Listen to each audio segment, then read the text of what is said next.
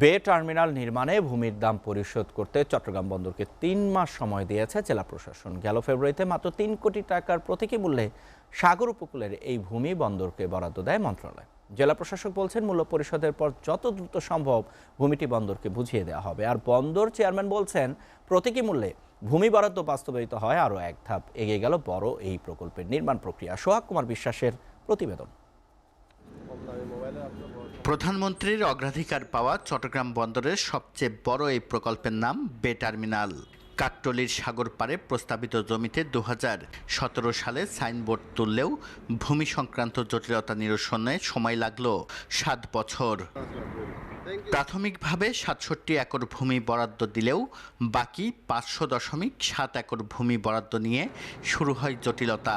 জেলা প্রশাসনের পক্ষ থেকে শুরুতে এই জমির দাম 241 কোটি টাকা নির্ধারণ করা হলেও বন্দরের আবেদনের প্রেক্ষিতে মাত্র 3 কোটি টাকায় বরাদ্দ দিয়েছে ভূমি মন্ত্রণালয়। মেরিন ওয়ার্কস কিন্তু আসলে অনেক কঠিন একটা কাজ এবং অনেক ফিজিবিলিটি স্টাডি লাগে, অনেক ধরনের মডেল টেস্ট লাগে। এই টেস্টটাকে ওই ভ্যালিডেট করে নিতে হয়, নানা ধরনের বিষয় থাকে এটা।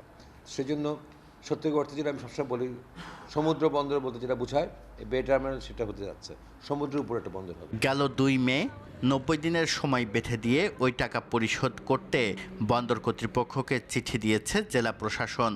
বন্দর বলছে, জমি বরাদ্দ পাওয়ায় বে টার্মিনাল প্রকল্পে গতি পাবে।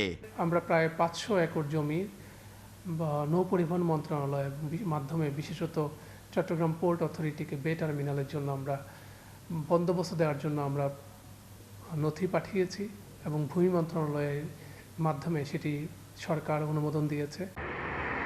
এক দাগে 500 একর জমি বরাদ্দ নিশ্চিত হওয়ায় বড় এই প্রকল্পে ভূমি অধিগ্রহণ নিয়ে অনিশ্চয়তা অনেকটাই কেটে গেছে।